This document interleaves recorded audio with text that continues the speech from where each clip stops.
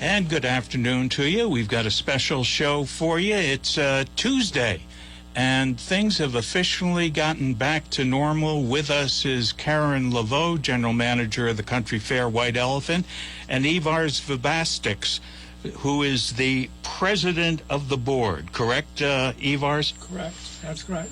Good. And the great news is the White Elephant is going to reopen. So I don't want to steal your thunder here. So who wants to make that announcement? Well, let me make the announcement. We, after numerous deliberations of the board and the staff, we've decided to open the White Elephant on Thursday, October the 1st. Well, congratulations. Do we have the sound effects of crowd cheering, Steve?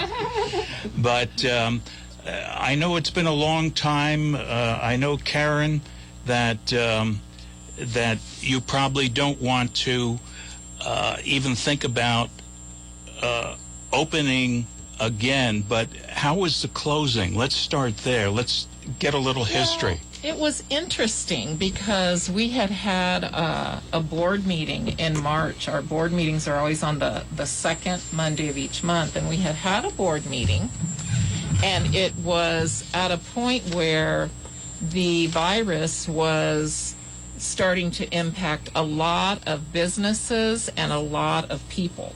And what we had talked about at the board meeting was, if the state of Arizona mandated us to close down, we would. And if we didn't have enough volunteers to run the store, we would close. And the following Monday, which was March 16th, we all got there. We had many volunteers who did not feel like they could come in. So we did not open the store that day. We let the volunteers who were there continue to process and receive donations. And then we had to very, very quickly get the word out that we were closing.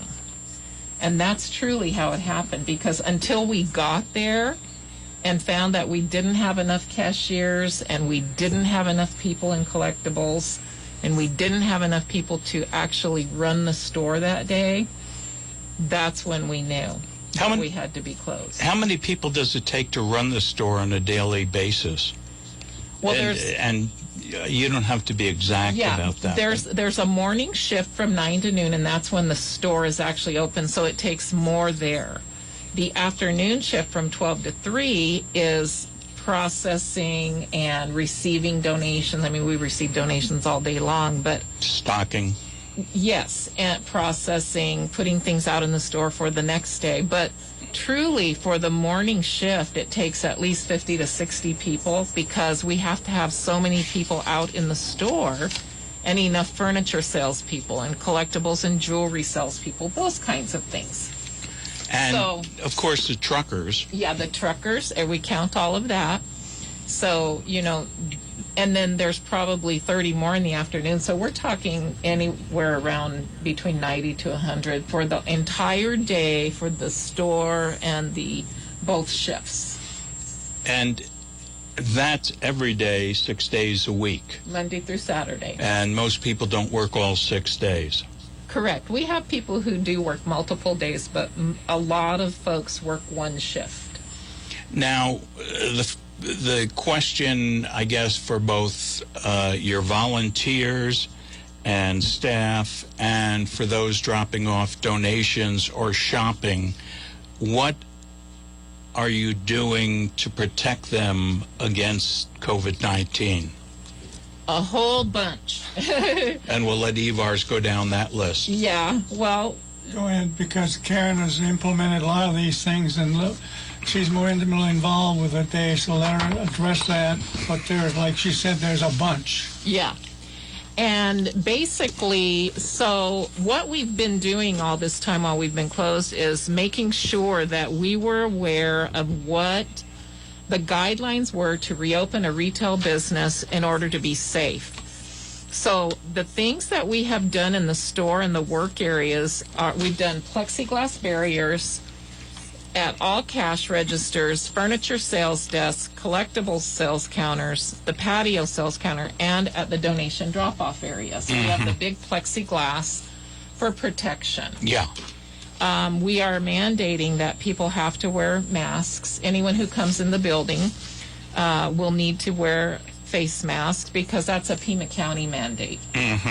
It would be difficult for us not to do that. We sit on county land. Yeah. So we need to make sure that people coming into the building, into the store, know that they need to wear face masks. We are going to have gloves for all of our volunteers. That's always been available to them. One of the things we'll be doing for our volunteers, when they get there at the start of each of their shifts, we'll do a temperature check. Because sometimes I think people don't even know that that's a problem for them. Yeah. And we would rather, if someone's not feeling well, that they get that temp check and then they can go get themselves checked out. Now, will you be checking the public also? No, I don't feel that we're allowed really to do that. I think there are some places that can, maybe like private clubs or organizations, but for us, that would be very difficult. But we will be limiting the number in the store. And there's a calculation that you use, and it's so many per 1,000 square feet. And we have a 34,000 square foot building, so our number is 170. And so we take into consideration that we have about 50 volunteers. We can let about 120 people in. And we'll have volunteers at the front door who are willing to, let people know, come on in, this is where we stop. And then when people go out, more people can come in. Yeah. There are a lot of smaller retail places that have to do this right now. So luckily we have a pretty high number because our building is so big. Yeah. So that's nice. The fitting rooms have to be closed. So we will not have our fitting rooms open. What we're going to do, we're going to kind of close them off, but we'll have mirrors. Because sometimes people just want to try on a jacket or something like that. So the fitting rooms will be closed. We have put hand sanitizer stations all over the store and in the back workrooms. And then we'll be sanitizing those donation containers and our trucks and inside the building with an electrostatic sprayer at the end of the day. We'll be sanitizing shopping baskets. And then we have signs posted throughout the store about social distancing, about wearing your mask, about washing your hands, and also about if you don't feel good, please don't come and visit us. Because we don't want you in there if you're sick. That's the worst thing that we could have happen. And we talked about, we have the new donation containers that will be outside the donation drop-off area. There are a lot of people who come by and they just want to drop off. They don't want a receipt. This prevents them from having to come inside. Now, where will they be placed, and can you tell us a little more about that? They will be placed right outside the donation drop-off door in about 3 parking spaces there. And there will be 2 of them. We'll fill one, static spray it, close it up, fill up the other one, and then we always have the overflow that can come into the building. And then those will be in, they're blue rolling laundry carts. And we'll put all the donations in those, and then those will get rolled in so that our guys in the receiving department can process and get them to the different departments that they need to go to. Now, what about the donations that are dropped off? People may need receipts. They can they can drop it off outside, come right inside. Just like before, we have a counter with clipboards with the donation receipts, and we still will have a person there signing them and giving them their copy. That won't be different. So all the clothes that you do get in, or all the donations, I should say, will be staticized, or whatever the appropriate term is. Yeah, and basically that's just a way to destroy germs. Yes. Hear that, Steve? That's it's almost, at this point, it's almost overkill. Yeah. Because I think people ought to be aware that there is a difference in drop-off now. yes, The road where the usual drop-off is now going to be closed by gates in the evening or after 3 o'clock? Yes, after hours. That'll be closed off where the donation drop-off is. So they will not be open until, what, 7 o'clock? 8 o'clock in the morning. 8 o'clock till 3 o'clock. After that, the gates are down, and you cannot drop anything after that because we just cannot handle that after those hours. Plus, we want to be able to spray stuff. Okay, now you're opening October 1st, and that will be a Thursday. It's a Thursday. And so are you going to have 600 people standing by to help with the opening? Well, that's one of the reasons what Karen said, we have the 2 containers, which is sort of the safety valve, because it does not allow them to be overwhelmed inside the building. So I think that's going to be a big help. But obviously we haven't gone through this before, so we have no way to estimate what will happen. But I think we're prepared to deal with most situations. And are you going to do a special thank you for your volunteers at some point? Well, We'll put you on the spot, Karen. Well, yeah, of course, and it's been very difficult this year. Because normally we do appreciation dinners for our volunteers, but it's very, very, very difficult to social distance for any kind of an appreciation event when you have 300 people attending in the summer and 400 to 500 attending in the winter. So for now, we may do something right in our break room, a little bit after we open, to a little appreciation event, if you will, on a daily basis for volunteers for this year. Because of the social distancing, it's so difficult to do anything else. Now The feedback we've had from our volunteers, the ones at least I've talked to, they're very hesitant to attend anything that would involve limited social distancing. So I don't think we'd have the attendance that we normally had. And we like to show appreciation to all of them, not just a few that think that they're going to be okay. So I think we need to postpone that, but we'll definitely do that, because without our volunteers, we don't have a white elephant. That's right. Well, you could do That's the old Steve Martin joke. Thank you, thank you, thank you, thank you, thank you, thank you, thank you.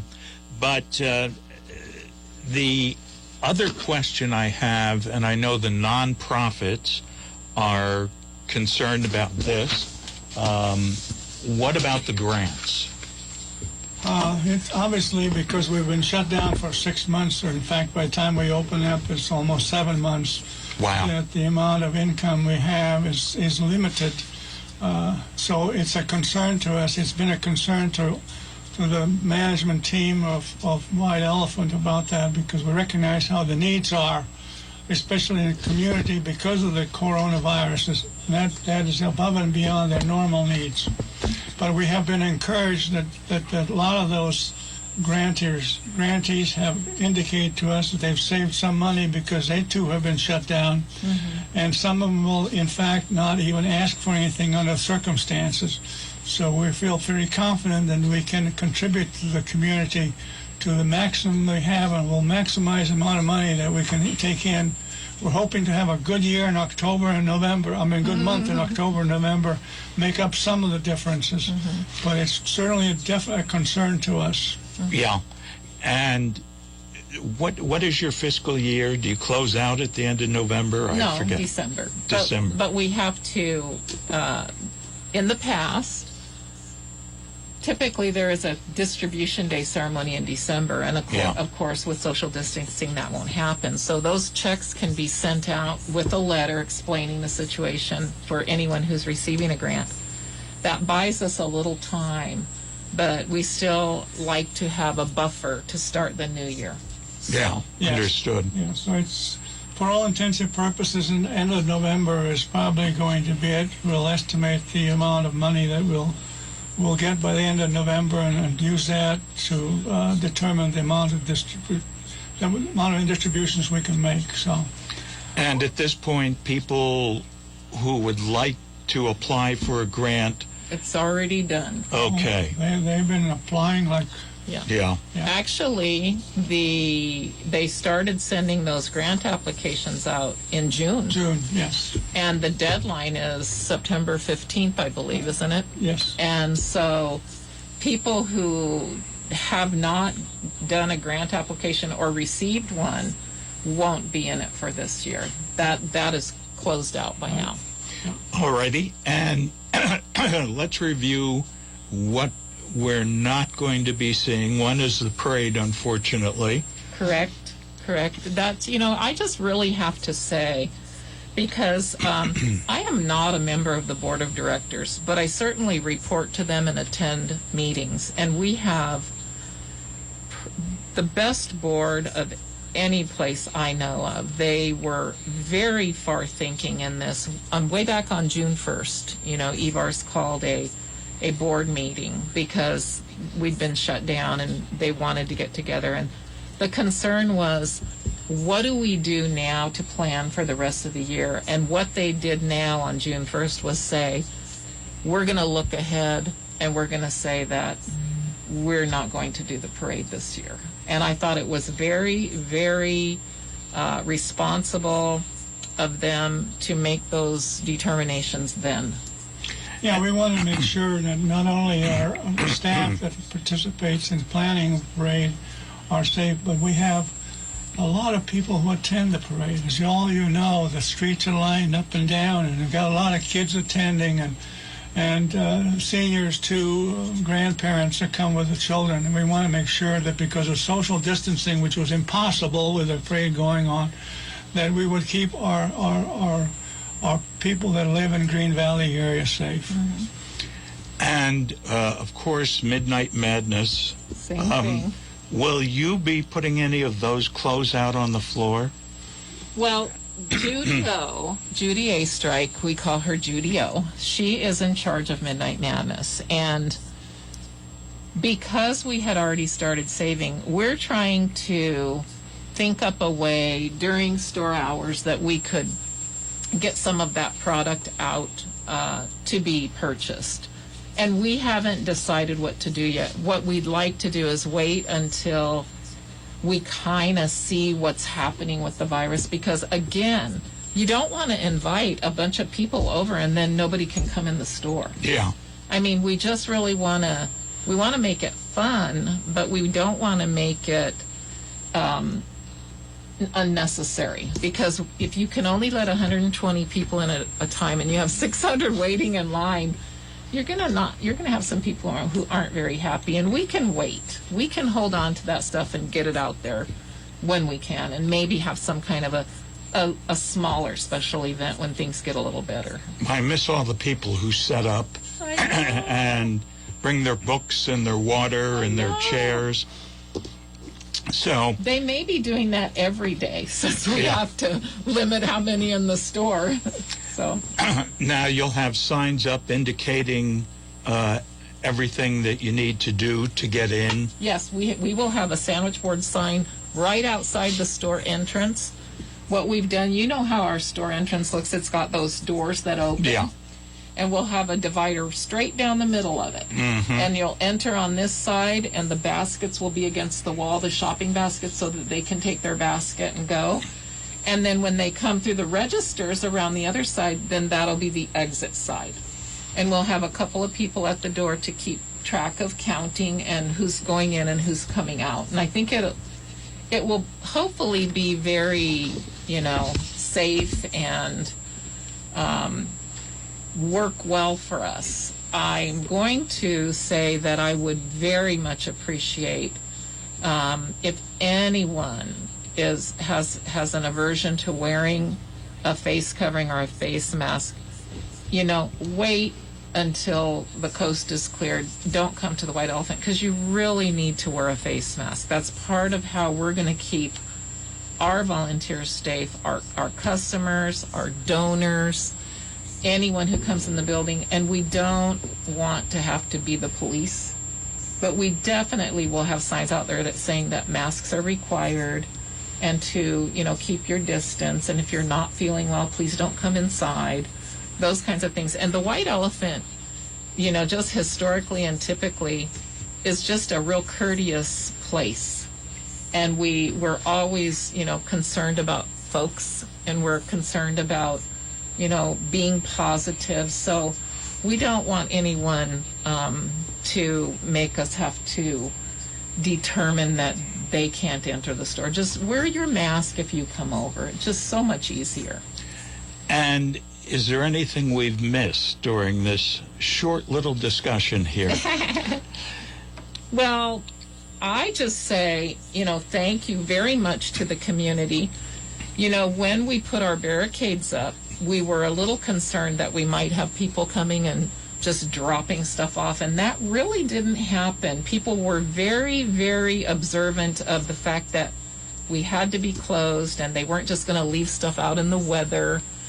And I appreciate that. And I think that probably the reason it happened is because these communities just love the white elephant, and we do too. Ivars and I are, staunch supporters. I mean, we love the place, and it's nice when things can just go the right way and just make it easy. And of course, you'll have SAV there to help with any first day challenges. I had a text from Doug Kenyon yesterday over at SAV as soon as the word got out. It traveled like wildfire. I didn't have to do much. All of a sudden, my phone lit up. And Doug said, just heard the word. He texted me. Just heard the word. So happy to hear it. Give me a call. Let's have a talk about what SAV can do for you guys. So I'll be talking with him, and I don't know what they will allow, but, they have to protect their volunteers too. Yeah. Their volunteers are in the same boat ours are, either through age, maybe some health risks. So they have to be concerned about that. So I haven't determined that yet, but I will be talking with him and see what exactly they'll be doing for us. Well, Doug's a good guy, and I'm sure he'll have some good suggestions. He is. He's a great guy. He's been very supportive of us. From a board of directors point of view, we're really grateful to the volunteers and to our staff, and especially our general manager, Karen, who have done a terrific job in the past and will continue to do so. So the community, which we're grateful for, by them helping us, they're also helping themselves. So help us do the job right, and we will stay open, and we'll have a great time henceforth. We're glad it's over with. I'm so happy it's over with. I could hug Karen, but I can't do it until this thing is over. Yeah. There you go. Yeah, and I will tell you, Chet, one of the things that'll be really hard is when all of our volunteers start coming back, because we're excited to see everybody. It's like a family there. It is so much fun. I run into someone at Walmart, and they're like, oh, hi, and you can't hug, and we all do lots of hugging. So we'll forego that for a little bit and just be real happy to see each other because, man, we have a very, very huge respect for our volunteers who give of their time. I mean, we have the best people. We really do. Alrighty, we'll look forward to it. We'll have, obviously, updates as we come up to October 1st, and then we'll have the White Elephant edition. That won't be canceled this year. And we'll have further information as we know there'll be adjustments and some fun happening and all that kind of good stuff. And so we thank you, Karen Lavo, General Manager, and Ivars. See, I always get scared now. Ivars Vecbastiks. Yes. I'll get, by the end of the year, I'll have this, no problem. So, again, the White Elephant, the Country Fair White Elephant, is opening October 1st. So pack your cars and get ready to get over there and donate. And then, of course, as they say, they'll be open for shopping on their usual hours, 9 to noon, Monday through Saturday. If you do have any questions, I'm sure the folks at the White Elephant would be happy to answer those questions for you. And again, we appreciate you folks coming down here just to talk about this. And I know we'll be chatting as it all happens, maybe we'll be live there. Who knows? Ooh, that would be great. Or Yeah. we'll fly a drone over with a mask on and Yeah. see That'd how be that good. works out. We sure appreciate you guys because Yes. you always let us get the word out over here at KGVY, and we love you guys. We really appreciate it. Well, Thank you. you guys are the providers for many folks in the community, so we want to make sure that continues. So anyway, again, thank you to both of you, and Steve, it's all yours.